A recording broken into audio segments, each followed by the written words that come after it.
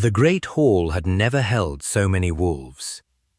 Ilara watched from the shadows as the man she loved, the Alpha King Alaric, prepared to choose another. She stood near the kitchens, a simple servant in a homespun dress, her heart a leaden weight in her chest. She was nothing, a nobody. But for 6 blissful months, she had been his everything. He had found her in the royal gardens, a quiet girl tending to the moon-petal flowers, and had seen her, truly seen her. Their connection had been instant, a silent thunderclap of recognition that shook them both to their core. He had called her his hidden moon, his secret heart, and in the quiet of his chambers, their souls had intertwined. The mark on her hip, a delicate swirl of silver that had appeared the first time they touched, burned with a cold fire now. It was the sign of a true mate bond, a gift from the moon goddess herself, a promise of a shared soul. But no one else knew of it. He'd insisted they keep it secret, just for a little while, until he could navigate the treacherous currents of his counsel. She had trusted him, believed in him. Now, that trust felt like a fool's hope, crumbling into dust before her eyes. King Alaric stood on the dais, his massive frame rigid, his face a mask of cold indifference she had never seen before. His eyes, usually the color of warm honey and molten gold, were flat and hard as they swept over the assembled pack members. They didn't even flicker in her direction. It was as if she had ceased to exist. The hollow ache that had been her constant companion for the past 3 days, since the night he'd suddenly and cruelly sent her away, intensified into a physical blow, stealing the air from her lungs. At his side stood Lady Lysara Van Thorn, beautiful and venomous as a winter viper in her gown of blood-red silk. Her smile was triumphant, her eyes glittering with a possessive fire as she looked at Alaric. She was of high blood, the daughter of a powerful alpha from the Northern Territories, a politically perfect match. Ilara was the daughter of a baker, an orphan with no standing, no power, no name worth remembering. She had only ever had his love, and now, it seemed, she didn't even have that. "By the ancient laws and the blessing of the moon," Alaric's voice rang out, devoid of all its usual warmth. It was the voice of a king, not the man who had whispered poetry to her by firelight. "I, King Alaric of the Ironwood Pack, accept my destined mate." He turned, not to Ilara, but to Lysara. He took her hand, his touch impersonal, a mere formality. "I accept you, Lady Lysara, as my mate, my queen." A collective gasp rippled through the hall, followed by a roar of approval from Lysara's political allies. Ilara felt the world tilt on its axis. No, it couldn't be. The bond, the mark, the way their souls sang when they were near, it was all real. It had to be. A forced mating, a political alliance, was one thing, but to declare a false mate, it was blasphemy. It was a lie that defied the goddess herself. Lysara preened, lifting her chin as Alaric placed a ceremonial circlet on her head. Her gaze found Ilara in the shadows, and a cruel, knowing smirk twisted her perfect lips. She knew. Somehow that venomous woman knew exactly who Ilara was to him, and she was relishing this moment, this public execution of Ilara's heart. The look in her eyes said, "He is mine. You are nothing." The burning on Ilara's hip turned to ice. The bond wasn't just cold. It felt like it was fracturing, splintering like shattered glass. A wave of nausea and dizziness washed over her. She stumbled back, pressing a hand to her stomach, her other hand gripping the stone archway for support. She had to get out. She couldn't breathe. The weight of 1,000 wolves' eyes, the scent of Lysara's triumphant perfume. The sound of Alaric's voice, speaking a lie that damned them both. It was all suffocating her. She turned and fled, her soft-soled shoes making no sound on the cold stone floors. She ran through the winding corridors of the castle she had come to know so well, her vision blurred by tears she refused to let fall. Not here. Not where they could see her break. She didn't stop until she reached her small, bare room in the servants' quarters. She packed nothing. Her few belongings held no meaning anymore. There was only one thing she needed to do: disappear. As she ran from the castle, a deeper, more primal terror clawed at her. It wasn't just her heart that had been shattered. A week ago, she had felt the first flutter of a new life within her, a secret joy she had planned to share with Alaric on this very night. She pressed a hand to her still flat belly, a silent vow forming in her soul. She was carrying the Alpha King's heir, his true heir. And the woman he had just chosen would undoubtedly see that child as a threat to be eliminated. She wasn't just running from a broken heart anymore. She was running for her life, and the life of her unborn child. The capital city faded behind her, a blur of torchlight in celebration. They said the king had gone mad in the weeks that followed. They said he was tearing the kingdom apart looking for a ghost. Alara, hidden away in a tiny remote cottage hundreds of miles away, touched her gently swelling belly and knew the truth. He wasn't looking for a ghost. He was looking for her. His soul was screaming for its other half, and she was no longer there to answer. 6 months passed in a haze of quiet survival. Alara had found refuge in a small, forgotten village nestled deep in the Whisperwood, a place where people didn't ask questions. She went by the name of Wren, a widow whose husband had been lost to the winter fever. The lie tasted like ash in her mouth, but it kept her and her growing secret safe. The village healer, a wise, sharp-eyed woman named Marta, had taken one look at Alara's haunted eyes and the faint, silvery mark peeking out from the collar of her tunic one day, and had known. Not everything, but enough. She offered Alara the small cottage at the edge of the woods, gave her work tending the medicinal herb garden, and, most importantly, she offered her silence. The bond sickness was a constant, gnawing agony. The mark on her hip was a perpetual brand, sometimes burning with a phantom fever, other times aching with a cold so deep it felt like it was in her bones. She felt Alaric's turmoil as a distant echo in her own soul. Surges of violent rage, waves of profound, bottomless despair. It was a torment that left her weak and breathless, but she endured it. For the twins. She knew now there were 2 heartbeats, 2 tiny lives depending on her. They were her reason for breathing, for foraging for berries, for forcing down the bland broth Marta insisted she eat. News from the capital trickled in with traveling merchants. The stories were grim. King Alaric was a changed man. The just, compassionate ruler was gone, replaced by a feral, paranoid tyrant.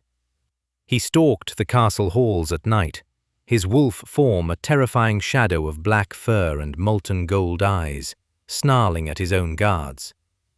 He had torn apart the royal chambers, shredding tapestries and splintering ancient furniture, roaring a name no one could understand. Queen Lysara played the part of the long-suffering, devoted mate, telling the council that her husband was consumed by grief over a meaningless dalliance with a servant girl who had run off. She was consolidating her power, placing her own family members in key positions, ruling the kingdom with an iron fist from behind the throne, while the true king lost his mind. Alara knew Lysara's words were poison, meant to erase her, to make her insignificant. But the truth was in the king's madness. He was suffering the severing. His wolf, his very soul, knew it had been bound to a lie. The poison Lysara had used must have been potent. a dark wolfsbane compound designed not just to cloud his mind for the ceremony, but to damage the bond itself, to make him forget what he was losing. But it hadn't worked completely. A part of him, the deepest, most primal part, remembered her, and it was screaming. One evening, as the sun bled orange and purple through the dense canopy of the whisperwood, Ilara sat by her small hearth, stitching a tiny linen shirt. The babies were active, tumbling and kicking beneath her ribs. A sad smile touched her lips. They had his strength. She felt a sudden sharp spike of rage echo through the fractured bond, so powerful it made her gasp. It was Alaric. He was in pain, a terrible, violent agony of the soul. She clutched her belly, whispering soothing words to her children, and to the man miles away who was losing himself. "I'm here, my love," she murmured into the quiet cottage. "We're safe. I'm so sorry."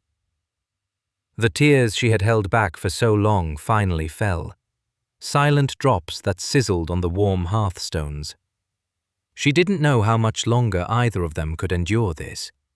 The bond was a lifeline, and theirs was fraying to a single tenuous thread. Meanwhile, in the cold, opulent halls of Ironwood Keep, Alaric slammed his fists against the stone wall of his study, the impact cracking the mortar. The pain was a welcome distraction from the gaping void in his chest. He was a king with a kingdom, a wolf with a pack, a man with a queen, and yet he was utterly, terrifyingly alone. His life felt like a tapestry with the most important thread violently ripped out, leaving behind a ragged, meaningless pattern. He had memories, or rather, flashes, like slivers of a dream. The scent of moon petals and rain, the feel of soft, dark hair beneath his fingers, a low musical laugh that made his heart ache with a longing so fierce it felt like a physical wound. But there was no face, no name, just a feeling, a certainty that the most vital part of himself was missing. Lysara would come to him, her voice like honeyed poison, her touch like ice. She would tell him he was overwrought, that his mind was playing tricks on him. "It was just a servant, my love," she'd coo, stroking his hair in a gesture that made his skin crawl. "A pretty, meaningless thing. You honored me, your true mate. Your wolf is just settling. This madness will pass." But his wolf did not settle. It raged. It paced the cage of his ribs, snarling at the scent of the woman who wore the title of queen, recognizing her as an imposter, a lie. He spent his days in a fog of fury and confusion, his nights hunting the castle grounds in his wolf form, searching, always searching. For what? For whom? He didn't know. He only knew that the emptiness was driving him feral. The pack saw a mad king.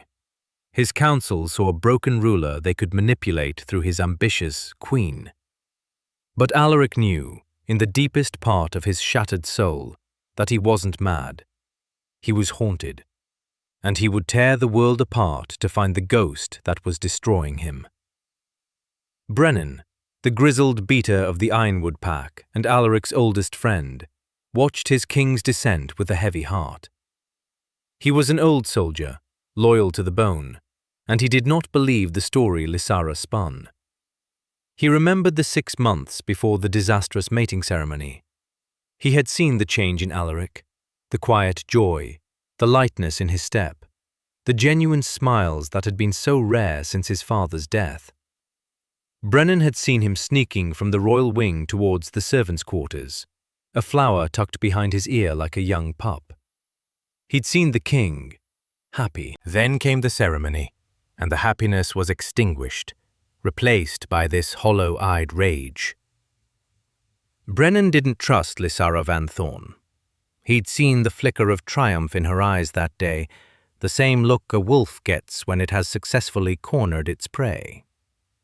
He started digging, quietly, discreetly. He spoke to the servants, the guards, the kitchen staff. He learned of a girl named Ilara, a quiet orphan who tended the gardens, a girl who had vanished the night of the ceremony. No one knew where she'd gone. They just said she'd left. His search led him to the royal healer, a woman who had been mysteriously dismissed by Lysara and sent into a forced retirement. He found her, and she told him of the king's strange illness just before the ceremony, a sudden, violent fever and delirium after sharing a private flagon of wine with Lady Lysara. The royal physicians had been barred from seeing him. Lysara's personal healer had attended him instead.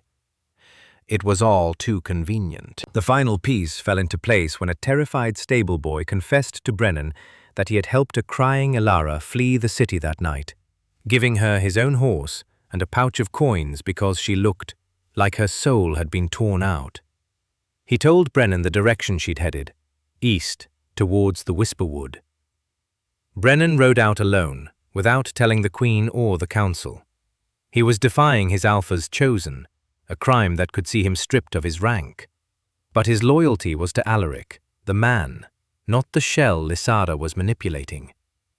He followed a cold trail, asking questions in taverns and villages, showing a charcoal sketch of Ilara he'd commissioned from a court artist. Weeks turned into a month. He was about to give up hope when an old trapper mentioned a secluded village deep in the woods, a place that kept to itself, where a young widow named Wren had recently settled. The description matched. A quiet girl with sorrow in her eyes. He found the cottage at dusk. It was small and humble, with a curl of smoke rising from its stone chimney, and the garden teeming with herbs. He dismounted, his heart pounding with a mixture of hope and dread. He approached the door and knocked gently. It opened a crack, and he saw a pair of wide, frightened eyes. It was her, Ilara. But she was no longer the slender girl from the castle gardens. She was heavily pregnant, her hands resting protectively on her rounded belly. Ilara? Brennan's voice was a rough whisper. Relief washed over him, so potent it almost brought him to his knees. She was alive. Her face went pale with terror. "Who are you? How do you know that name?" "I am Brennan, the king's beta," he said, holding up his empty hands to show he meant no harm. "I'm a friend of Alaric's. I've been looking for you for months."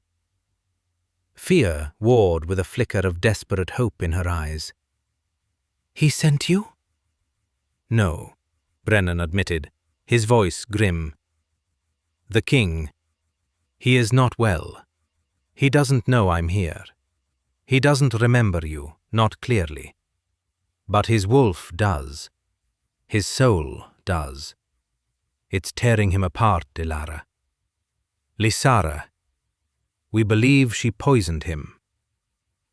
Just as the weight of his words settled between them, the idyllic quiet of the forest was shattered. A crossbow bolt hissed through the air, embedding itself in the doorframe, inches from Ilara's head. She screamed and stumbled back as Brennan spun around, drawing his sword. From the shadows of the trees, 5 figures emerged. They were cloaked and masked, moving with the silent, deadly grace of trained assassins. On their black tunics was the barely visible crest of House Vanthorn. "Get inside! Bar the door!" Brennan roared, placing himself between Ilara and the attackers. He was a formidable warrior, but he was 1 against 5, and they were armed with crossbows loaded with darts that glinted with a sickly green poison. Ilara scrambled inside, her mind reeling. Lysara had found her. She had sent killers for her babies. She slammed the heavy wooden bar across the door, just as the first assassin crashed against it. Outside, she could hear the clash of steel, Brennan's furious snarls mixed with the grunts of his attackers. He was a powerful wolf, a seasoned fighter, but the odds were impossible. She heard him cry out in pain, a sharp, guttural sound that was cut short. Panic seized her. They were going to kill him, and then they were going to break down the door and kill her. She backed away from the door, her hands flying to her belly. No, she would not let them harm her children. A desperate primal instinct took over. She had to run, to hide. She looked around the small cottage, her eyes landing on the back window, which led into the deepest part of the woods. It was her only chance. Just as she was about to move, an unearthly howl ripped through the night, a sound of pure, untamed fury and bottomless agony. It was a sound that shook the very foundations of the cottage and vibrated deep in Ilara's bones. It was him. It was Alaric. The sound was closer than she could have imagined, as if he were just beyond the tree line. The assassins outside faltered, their attack ceasing for a moment as they looked around in fear. Even they recognized the sound of a feral alpha king on the hunt. The cottage door didn't just break, it exploded inward, ripped from its hinges as if it were made of parchment.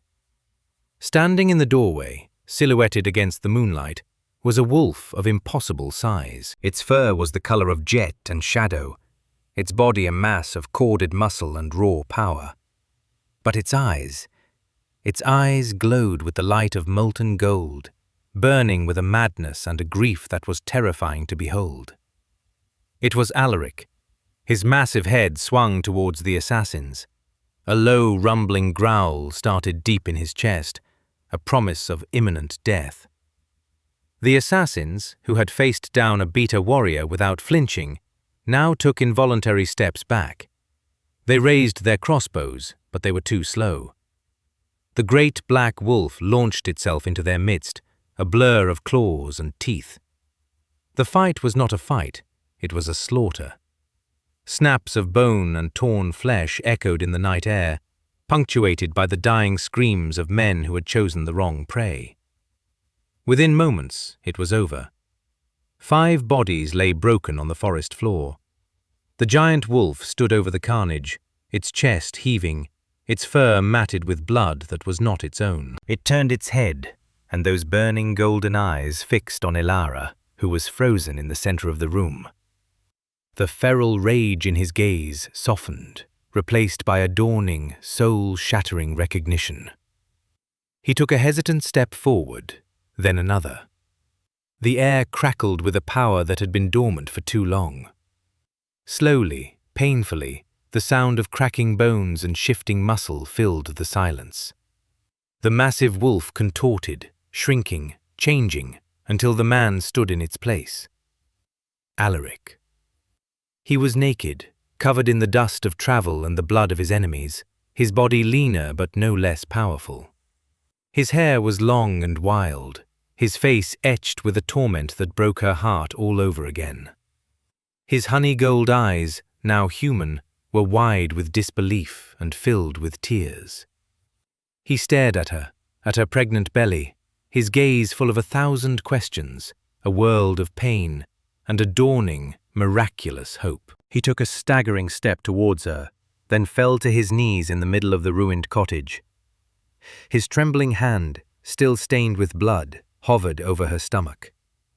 He looked up at her, his expression one of complete, utter devastation and reverence. "May I?" he whispered, his voice raw, broken.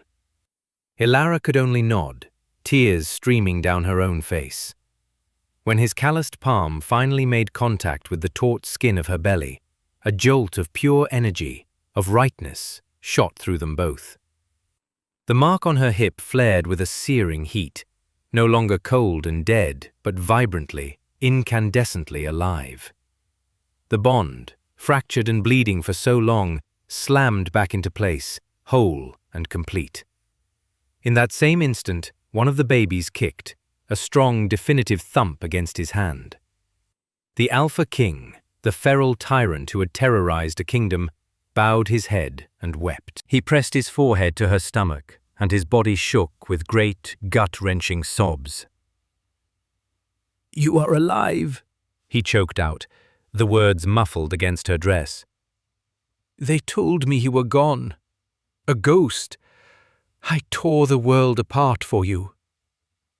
I'm here, Alaric, she whispered, her fingers tangling in his matted hair. I'm here. He looked up, his face a mess of tears and dirt and blood. Confusion still warred with the certainty of the bond in his eyes. But the ceremony, Lysara, I chose her. I sent you away. Why would I do that?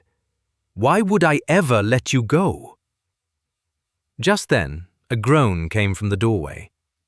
Brennan was slumped against the ruined frame, clutching a deep, bleeding wound in his side where a poisoned blade had slipped past his guard. He was pale, his breathing shallow. Because you were not yourself, my king, the beta gritted out. She drugged you, a wolfsbane compound in your wine. She stole your memories, tried to sever your bond, and forced your hand. The last vestiges of the poison's fog seemed to evaporate from Alaric's mind, burned away by the truth and the raw power of the restored bond. His eyes widened in horror, then narrowed into slits of pure, murderous rage. The feral wolf was still there, just beneath the surface, but now it had a target. I did not choose her, Alaric roared, the sound vibrating through the small cottage. He rose to his full, towering height, pulling Elara protectively against his side. I was drugged, poisoned. I woke up 3 days later screaming your name, but I didn't know whose name it was. He looked down at Elara, his expression softening into one of profound remorse. I am so sorry, my moon. I failed you. I failed our children. You found us, she said simply, her voice thick with emotion. That's all that matters. Her gaze shifted to Brennan, who was struggling to stay conscious. He's hurt. The blade was poisoned. Alaric was at his friend's side in an instant, assessing the wound. It was deep, the flesh around it already turning a sickly black. This poison is fast-acting. We need to get into a healer. Marta, Elara said immediately. The village healer. She lives just through the trees. She felt a strange warmth spreading from her palms, a gentle golden light that only she could see. An instinct she didn't understand urged her forward. She knelt beside Brennan, placing her hands over the wound. She didn't know what she was doing, only that she had to try. The light intensified, flowing from her hands into the beta's body.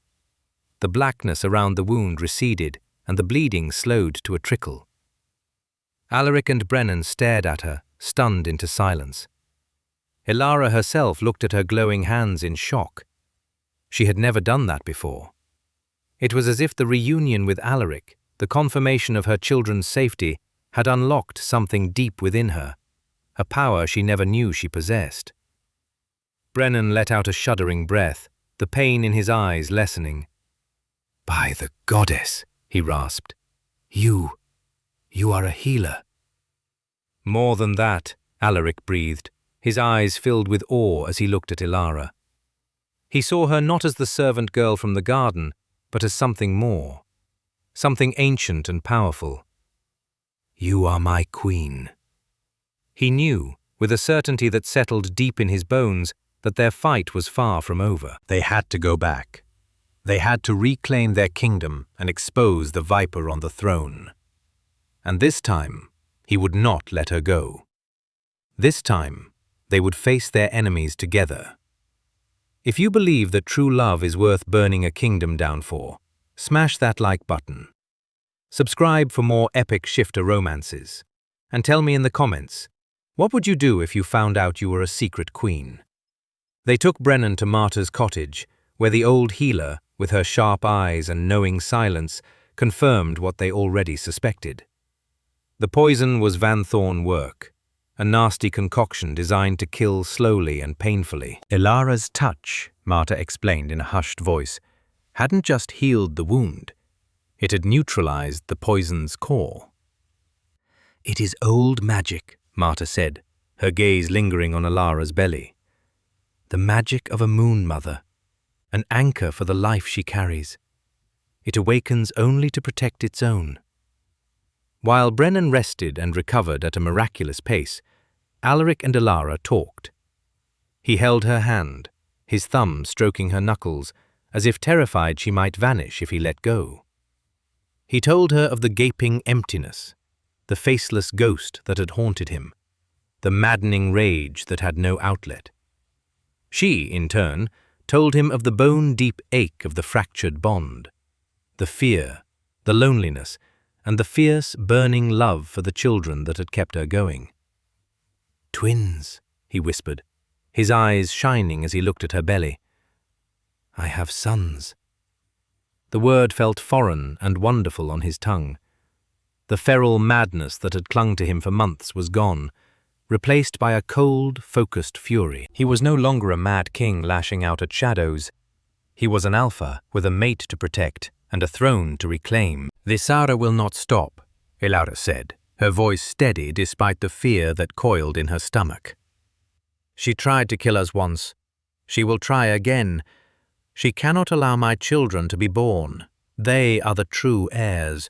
They nullify her claim to the throne completely." "Then we will not give her the chance," Alaric declared, his jaw set. "We will not hide in the woods and wait for her to send more assassins. We will take the fight to her. We march on Ironwood Keep." Brennan, propped up on pillows but his color already returning, nodded in agreement. "The pack is restless, my king. They have suffered under Lysara's rule. She has been purging anyone with loyalty to your father's memory, replacing them with her own kin. Many of your most loyal warriors have been exiled to the northern border. They will answer your call." And so, the plan was forged in the flickering candlelight of a humble healer's cottage. Brennan, once he was strong enough to ride, would go north, a journey of a few days. He carried the king's signet ring, a symbol no true pack member would deny. He would rally the exiled soldiers, the old guard who had been cast out by Lysara's new regime.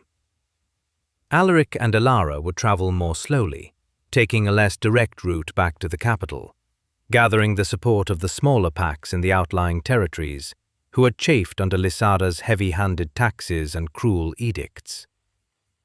The journey was a strange and beautiful paradox. They were traveling towards a bloody confrontation, a battle for their lives and the future of their kingdom. Yet for Ilara, these were some of the most peaceful days she had ever known. With Alaric by her side, the bond was a warm, constant hum beneath her skin. He was fiercely protective, tending to her every need, his wolf a constant, reassuring presence at the edge of her senses. He would hunt for their meals, returning to their hidden camps with fresh game, and would sit with her by the fire, his large hand resting on her stomach, a look of pure wonder on his face every time he felt his sons kick. He was rediscovering the man he was, and she was discovering the queen she was meant to be. The dormant magic within her stirred, no longer just a panicked reaction, but a gentle, flowing current. She could feel the life in the forest around them, could coax herbs to grow with a touch, and could soothe Alaric's lingering soul scars with a soft hum. He called her his radiant queen, and for the first time she felt worthy of the title. As they traveled, their legend grew. Stories spread like wildfire through the territories. The Mad King was not mad, but cursed. His true mate, a hidden queen with the magic of the moon, had been found. She had healed his mind and his soul, and she carried his twin heirs. The people, oppressed and fearful under Lysara's reign, began to hope. Small packs pledged their allegiance, their alphas bowing their heads to Alaric and gazing at Ilara with a reverence that she found humbling. Their small party of two grew into a small army. By the time they reached the hills overlooking the capital city, Brennan had joined them, at his back a force of 500 of the pack's most seasoned and loyal warriors. They were a grim, determined force, their faces set like stone, their loyalty to their true king absolute. The capital was like a fortress. Lysara, having heard the rumors of their approach, had locked down the city. The gates were barred, and the walls were patrolled by Van Thorn guards, mercenaries who had no loyalty to the Ironwood pack. A long, bloody siege seemed inevitable, something Alaric wanted to avoid. He did not want to spill the blood of his own people, even those who had been tricked into serving a false queen. It was Elara who saw the way. "We will not storm the castle like an invading army," she said, her voice clear and strong as she addressed Alaric and his war council. "You are the king. This is your city. We will walk through the front gates." She looked at Alaric. "Lysara's power is built on a lie. We will destroy it with the truth. The pack deserves to hear it from you, from us. They will see the bond between us. They will see their future in our children, and they will know." It was a risky, audacious plan, but it was the right one. The next morning, at dawn, Alaric's army assembled before the main gate of the city. But they did not bring battering rams or siege towers. Alaric, Elara, and Brennan walked ahead, alone, their heads held high. "I am Alaric, your king!" Alaric's voice, amplified by his alpha power, boomed across the clearing, echoing from the stone walls. "I have returned! Open the gates!" On the battlements, the captain of the Van Thorn Guard sneered. "The city is ruled by Queen Lysara. We do not answer to a madman and his peasant whore." A murderous snarl ripped from Alaric's throat, but Elara placed a calming hand on his arm. She stepped forward, her pregnant form unmistakable. "I am Elara of the Ironwood pack," she called out, her own voice imbued with a quiet power that seemed to carry farther than any shout. "I am the king's true mate, and I carry his heirs. The woman on the throne is a usurper and a poisoner. Let the pack elders come. Let them see the truth with their own eyes." Her words caused a stir among the guards on the wall. They were pack members, not all of them Van Thorn mercenaries. They had heard the whispers, seen their king's madness, felt the wrongness of Lysara's rule. Doubt began to seed among them. After a tense standoff, the great gates groaned open, not fully, but enough for a delegation of the pack elders to emerge, their faces grim. Lysara herself appeared on the battlements, her face a mask of cold fury. "Lies!" she shrieked. "She is a nobody, a seductress who has bewitched him. Seize them!" But the elders ignored her. They walked slowly towards Alaric and Elara. They looked at the king, truly looked at him, and saw not the feral madman of the past months, but the clear-eyed, powerful alpha he was meant to be. Then they looked at Elara, at the gentle strength in her eyes, and the undeniable swell of her belly. They saw the way Alaric stood beside her, his entire being focused on her, a protective shield of pure alpha power. They felt the hum of the true mate bond between them, a palpable force of nature that no lie could conceal. "It is true," one of the oldest elders breathed, his eyes wide. "The bond, it is real. The goddess has not forsaken us." That was all it took. The lie was broken. A cheer went up from the guards on the wall, a sound of relief and renewed loyalty. They turned on the Van Thorn mercenaries, and the fight for the city began not outside the walls, but within them. Alaric, Elara, and their forces entered the city, welcomed by the people who streamed from their homes to see their true king and queen. They marched towards the castle, the pack's own soldiers quickly overwhelming the mercenaries who had held them captive. They reached the great hall, the very room where Elara's heart had been shattered, to find Lysara making her last desperate stand. She stood on the dais, her beauty twisted into an ugly snarl.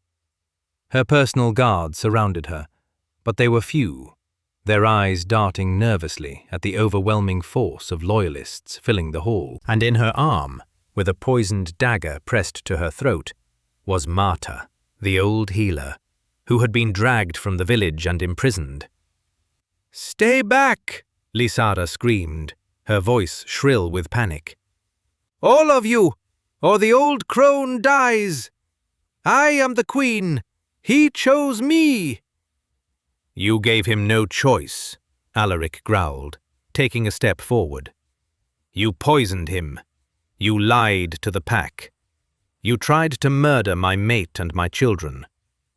Your reign is over, Lysara." "It's not over!" she shrieked, pressing the blade harder against Marta's wrinkled skin, drawing a bead of blood. "I will not be cast aside for this fertile servant girl. I should have had her killed in the garden the first day I saw you look at her." She paused, a mad, gloating light entering her eyes. This was her fatal mistake. "I gave him the finest poison, a masterpiece of alchemy. It should have erased her from his memory completely, severed the bond for good. But his pathetic wolf just wouldn't let her go." She had admitted it. In front of the elders, in front of the entire pack, she had confessed to poisoning their king and attempting to subvert the will of the goddess. A collective gasp of horror and outrage filled the hall. Her own guards took a step back from her, their loyalty finally, irrevocably broken. She was alone. Seeing the game was up, her eyes filled with a venomous hatred and fixed on Alara's belly. "If I cannot have the throne," she hissed, "then neither will your disgusting heirs." She shoved Marta aside and lunged, not at Alaric, but at Alara, the poisoned dagger aimed straight for her heart. Time seemed to slow down. Alaric roared and moved to intercept, but he was a fraction of a second too late. The entire pack watched in horror, helpless. But Alara did not flinch. She did not scream. She stood her ground, a sudden, blindingly calm certainty settling over her. A protective instinct, more powerful than any fear, erupted from the core of her being. Pain exploded. But it was not the pain of a dagger. It was the pain of transformation, of power unleashed. A shockwave of pure golden light erupted from her, knocking Lysara off her feet and sending her guards flying. The light flooded the room, warm and brilliant as the sun. Where Ilara, the unassuming human girl, had stood, a creature of breathtaking power and myth now towered. She was a wolf, larger than any had ever seen, with a coat as pure and white as moonlight on fresh snow. Her eyes were not the amber of a normal wolf, but the same molten gold as the light that still radiated from her body. She was magnificent and terrifying, a living embodiment of the moon goddess's wrath and grace. She moved with impossible speed, a blur of white fur, and caught the falling poisoned dagger with a clawed hand just before it could hit the stone floor. She crushed the steel blade in her fist as if it were a twig. The great hall was utterly silent, every wolf present, including Alaric, staring in stunned, reverent awe. Ilara, the hidden queen, the Moon Mother, had shifted. She was not just a healer, she was one of the great white wolves of legend, a primal alpha whose power was said to rival that of kings. She turned her massive, radiant head and looked at Lysara, who was scrambling backward on the floor, her face a mask of disbelief and terror. A low growl rumbled in the white wolf's chest, a sound that promised not a quick death, but absolute, inescapable judgment. Lysara had not just threatened a woman, she had threatened a force of nature. And now she would face the consequences. The great white wolf that was Ilara took a deliberate step towards the cowering Lysara. She did not snarl or attack. She simply stood over the usurper, her sheer presence an overwhelming force. The golden light that radiated from her seemed to press down on Lysara, a weight of truth and judgment. Lysara couldn't even meet her gaze, shielding her eyes as if from the sun. The power rolling off Elara was immense, ancient, and utterly untainted by the petty ambitions that had driven the false queen. Alaric watched, his heart filled with a love and awe so profound it left him breathless. This was his mate. This incredible, divine being was the other half of his soul.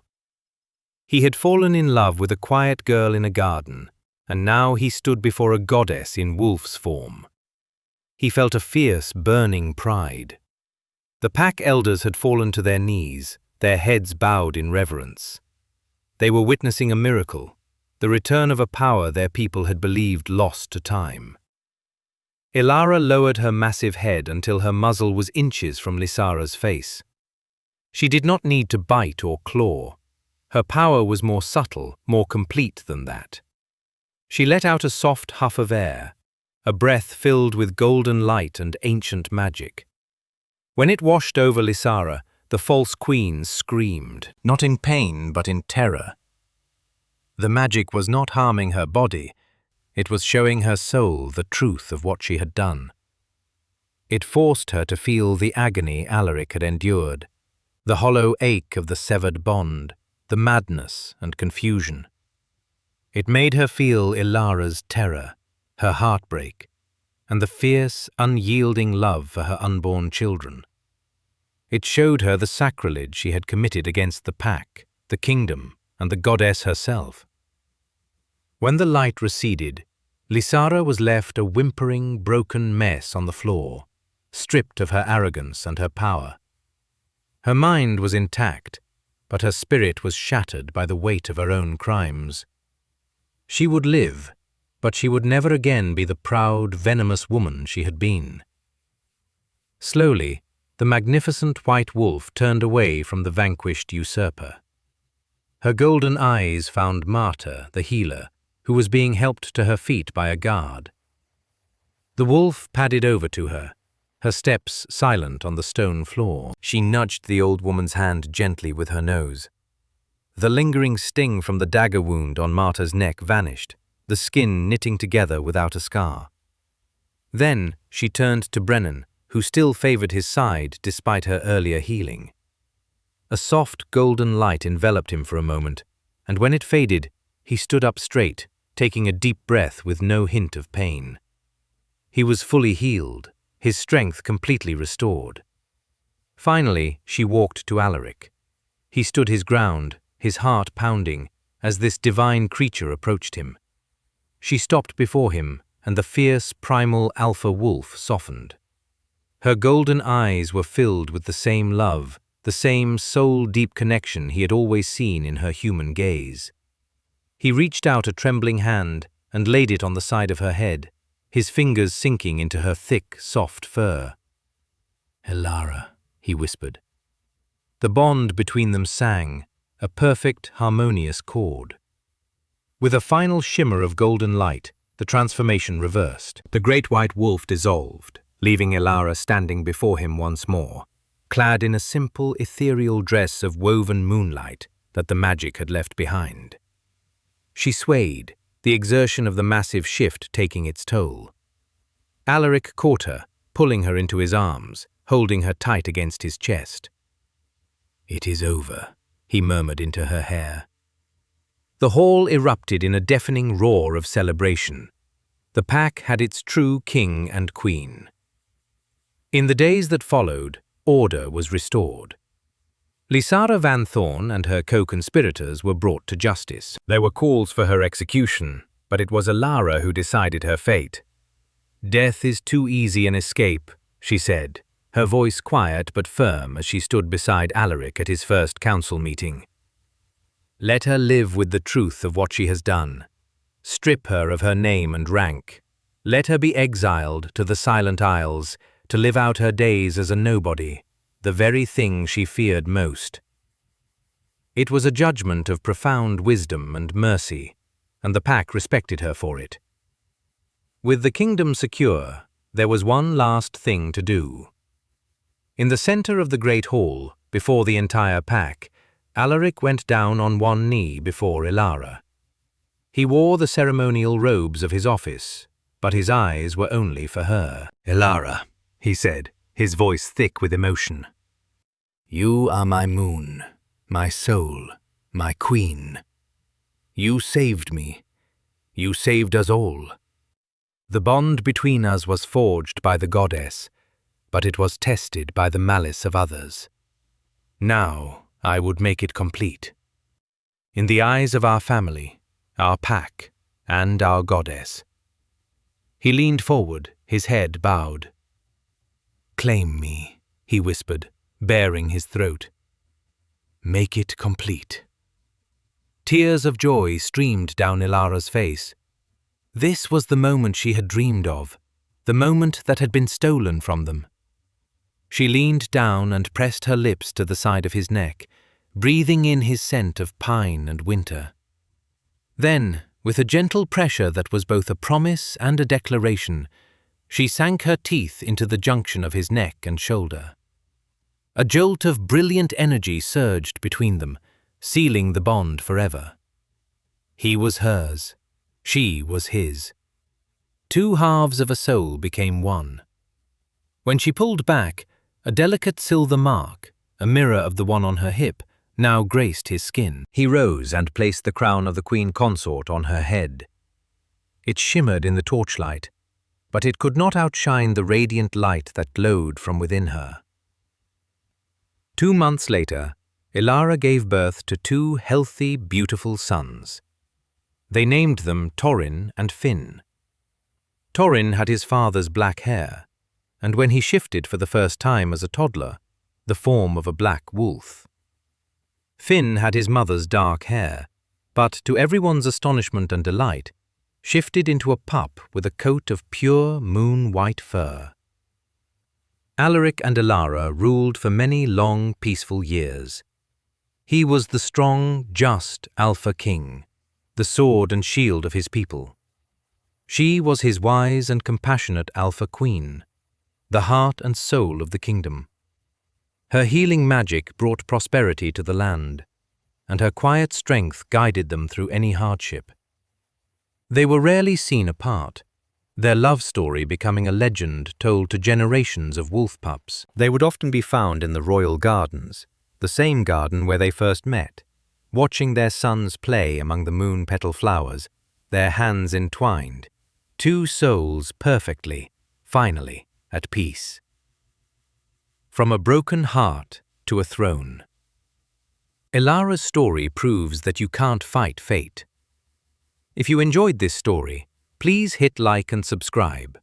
Share this with someone who needs to believe in happy endings.